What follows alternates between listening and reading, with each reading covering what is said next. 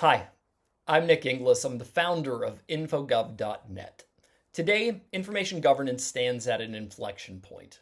Over the past decade, we've seen the success of this approach in harmonizing organizational information strategy and policy. We know beyond a reasonable doubt that information governance is wildly effective. For the past decade, the information profession has relied on its largest companies for lobbying efforts to support our profession's best interests. Previously, both AIM and ARMA had lobbying divisions to advocate for our profession.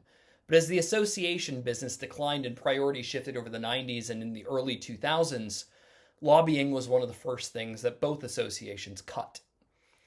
Until today, until this announcement, there hasn't been an organization truly lobbying for the best interests of the entirety of the information profession. And look, the Microsofts, SAPs, and Oracles of the world, as well as many others, have done a great job of picking up the slack and stepping into the lobbying chasm. We can be thankful for their leadership while also recognizing that it's a pretty ridiculous state of affairs that a profession that is so deeply reliant on compliance and regulation.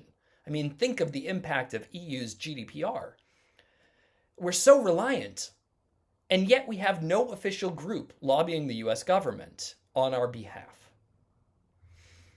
That's wrong, right?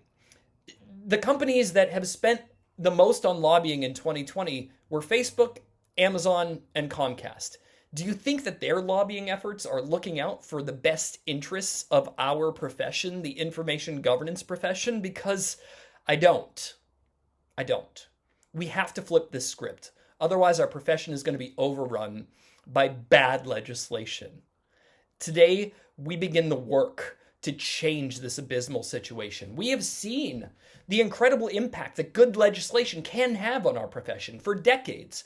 Most folks recognize that Europe had lagged behind North America in information capabilities. This was commonly accepted just a handful of years ago, and then GDPR arrived. Not only did any company doing business in Europe, so basically everybody, had to adjust their strategies, but now we're starting to see the other side of that regulation success story. Actual fines for violations. Yes, corporate practices with regards to information got better because of GDPR. That's a success story. That's what success looks like. What did GDPR mean to software vendors and service providers in the information space? It was for many companies in the information space an absolute gold rush, and it happened because of lobbying efforts in Europe. Here in the US, we've seen this happen as well. It's not like this can't happen here. First comes regulation and then comes action. Take the health information technology for economic and clinical health, otherwise known as high-tech provisions of the ACA. This created a mandate that medical providers update or enact for the very first time EHR, or electronic health record systems. That mandate led to rapid, massive adoption of EHR systems. It's time for information governance. We know it's time for information governance. It is the approach to meet the challenges of our day. Privacy, information overload, records retention, big data validation, e-discovery, legal hold assurance, so much more is benefited by information governance. Information governance is about the health of your information environment. And many organizations' information environments are deeply, deeply flawed. But what's the incentive for them to be better?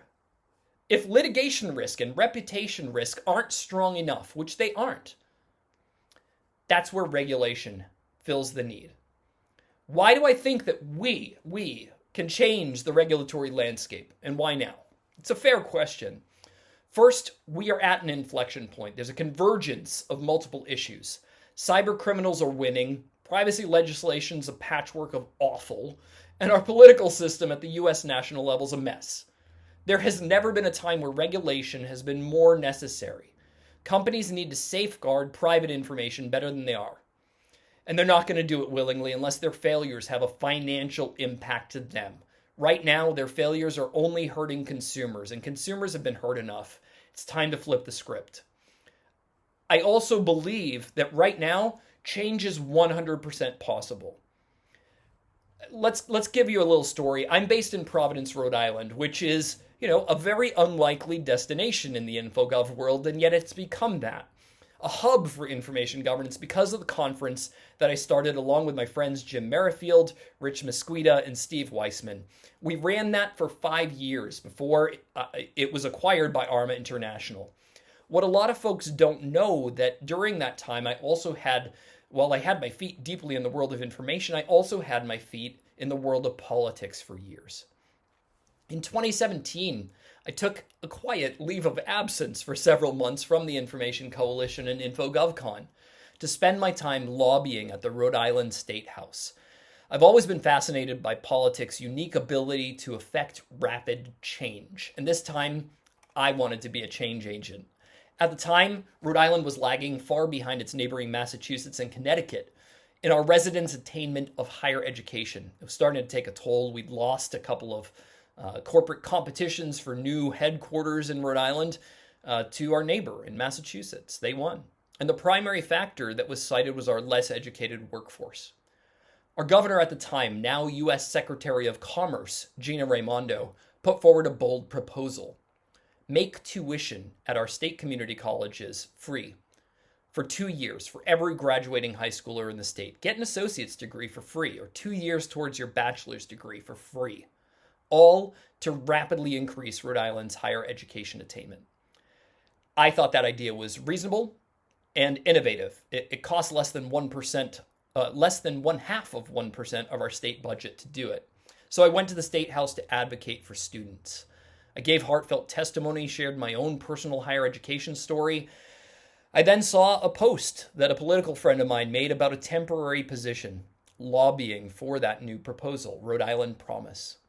A role that would be open through the legislative session. So I jumped at it. I jumped at the opportunity to take time off from work in the information profession and work at something that I've also always had on my heart. Make higher ed accessible. Long story short, too late, I know, but we did it. We succeeded. Every graduating high schooler in Rhode Island today can go and have 2 years of tuition-free higher education at our state community college system. Look, I didn't do that alone, but I did it. We did it. Now, what if we came together to create a new mandate for information governance? We can't do that alone, but we can do anything we set our minds to together with you. And nobody else is going to step into this gap to do it for us. We have to do it ourselves. Imagine a world where every company needed to share an unbiased rating of their information security capabilities and protocol before asking you for your personally identifiable information. Imagine a recognized system for reducing your cybersecurity insurance premiums based on actual information governance capabilities and not just your IT setup. The possibilities are limitless on what we can achieve together. Now, we're going to get out of this effort what we put into it. So beyond partnership with funding vendor organizations, and we want partners, we've designed a sustainable organization funded through multiple efforts. First is our partnerships. We want partners to help us, people that are building software and providing services, but also we're creating a brand new type of annual event, calling it Information Fest. Information Fest, you can picture it as part retreat, part analyst day, part brainstorming, and all fun. We designed a really unique experience and an exclusive event that we're going to be launching in the new year. It's an event for the thinkers, for the leaders, for the innovators. It's going to be a deeply curated experience from the keynotes to the food, from the spaces that we utilize, non-traditional spaces, to the nightlife that we're going to experience. Because look, learning when it's fun, it's immersive and it stays. The ticketing is going to be all-inclusive, exclusive event.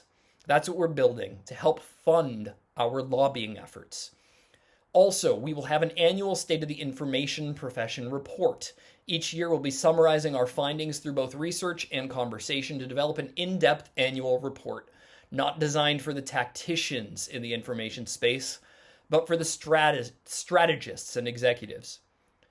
Lastly, we're creating partnerships with the greatest educators in our space and giving them the technology and reasonable partnerships to provide world-leading training courses, from workshops to correspondence-style courses that meet learners' needs through innovation. Through these offerings and through our vendor partnerships, we're funding the future of our information profession by delivering on resources that benefit us while benefit the profession while also supporting lobbying efforts. It's all up to us. Will we rise up and meet this challenge? I am personally asking you to join us. If you're an individual, get on our mailing list. Start at infogov.net, infogov.net. Second, become a partner. If you're at a software vendor or a services provider in the information space, head to infogov.net/partner to learn more about our innovative partner packages with real benefits. It's a unique approach. It's not just a list of leads. There's enough of that in our space. If you're not at a vendor, but you use vendors of software or services, ask them to join us. We need your help. Tell them about infogov.net. Tell them about the lobbying that we're leading. Talk to your colleagues and friends in the profession. Help us get the word out. And lastly, join us. Listen to a podcast. Subscribe to a podcast. We're adding new podcasts. Take a new training course. Join us for Information Fest 2022. Join us for one of our future infogov.net Hill Days. We're putting in the planning right now in Washington, D.C. Share this video on social media with your thoughts. What do you think about this? Are we crazy? Is this going to work? I know it's going to. Please talk to your colleagues and friends in the information profession and help us get the word out. It's time for information governance to progress through aligned regulation and thoughtful introspection on what our path forward should be together. Then we have to create that path. It's time for information governance to rise up. Will you support us? I hope so.